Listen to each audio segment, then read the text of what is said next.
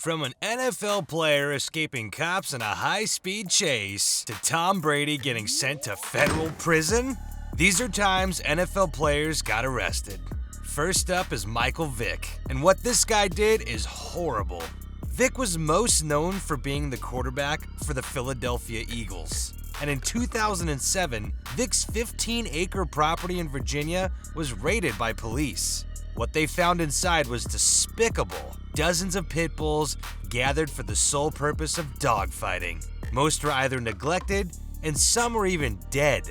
Michael was arrested and charged with operating an illegal dogfighting ring.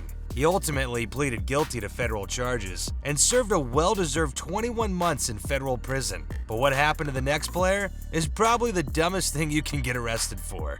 Plaxico Burress, former wide receiver for the New York Giants, made headlines in 2008 for all the wrong reasons. In an unfortunate turn of events, Burress accidentally shot himself in a nightclub and was subsequently charged with illegal possession of a handgun. This incident not only resulted in him serving time in prison, but also caused him to miss 2 seasons of his NFL career. The dumbest thing you could possibly do is wave a loaded gun around, and it's even dumber to illegally own it. Let's just say Plaxico's night at the club will go down in history as one of the most regrettable moments of his career.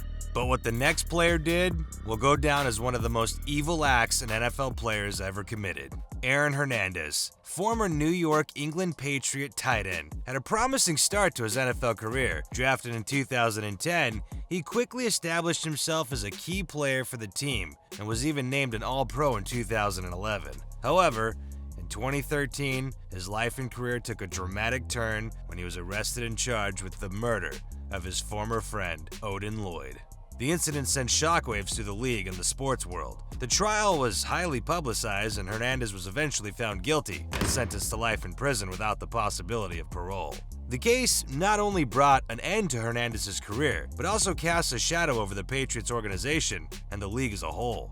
The team had to deal with the public relations nightmare of having a player charged with murder, and the NFL was criticized heavily for its handling of the situation. It's a tragic end to a promising career and serves as a reminder that even the most successful athletes are not immune to making grave mistakes. Hernandez's case was a shocking and unfortunate event that shook the NFL and the sports world, and stupid doesn't even begin to describe the next player.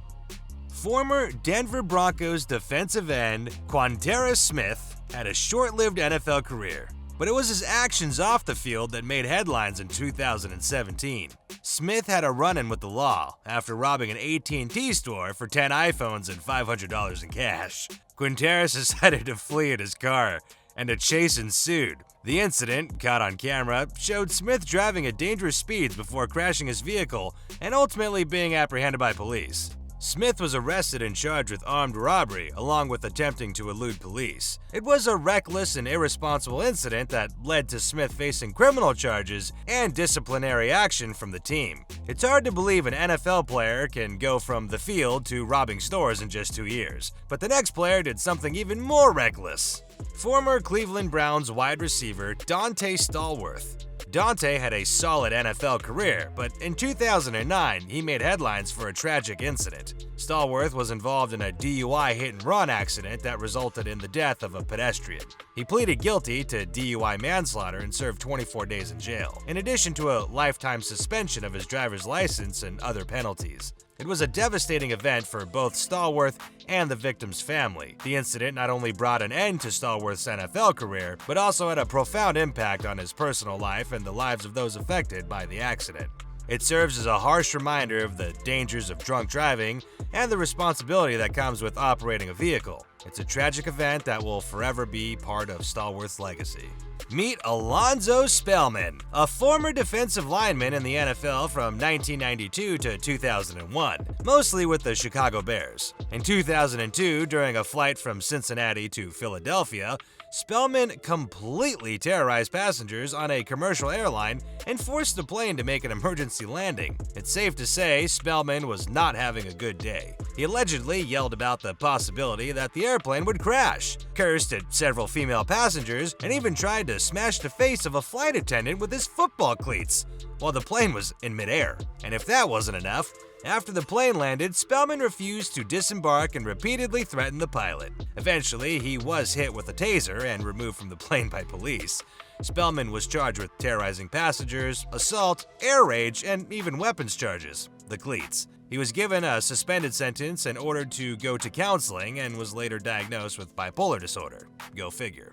Our next player is Eugene Robinson. Eugene was a key member of the Atlanta Falcons defense and was living the good life during the 1998 NFL season. The team had an impressive 14-2 record, earned a trip to Super Bowl 33, and Robinson even made it to the Pro Bowl. But here's the kicker. The day before the big game, Robinson was awarded the Bart Starr Award for his high moral character. You can't make this stuff up, folks.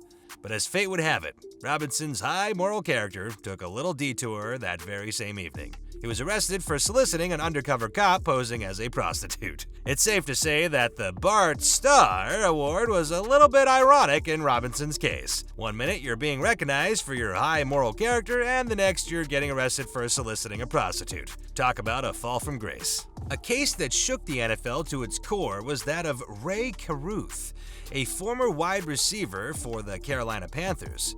In 2001, Caruth was convicted of the heinous crime of conspiracy to commit murder and discharging a firearm into an occupied vehicle, resulting in the death of his pregnant girlfriend, Cherika Adams. The tragic incident not only resulted in the loss of a young woman's life, but also left her newborn child with permanent injuries. Caruth was sentenced to 18 to 24 years in prison and is currently serving a sentence. His actions were not only a violation of the law, but also a violation of the trust and respect that is expected of those in the public eye. It's a tragic incident that should never be forgotten and serves as a cautionary tale for the future. And at last, we have the time Tom Brady went to jail. You may be thinking, there's no way Tom actually went to jail, right?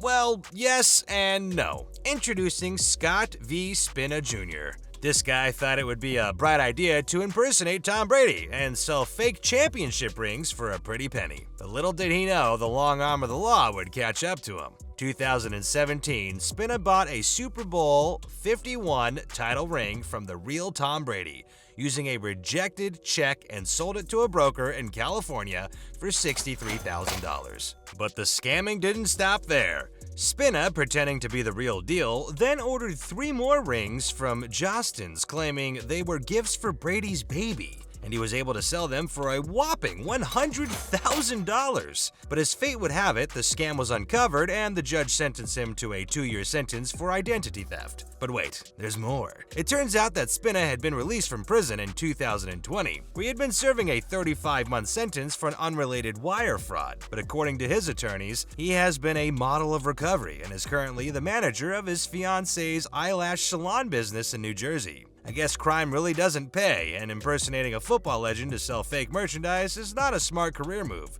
But hey, at least he has a job at an eyelash salon now. Thanks for watching. If you enjoyed this video, subscribe and click a video on screen. I think you'll also enjoy it. See ya!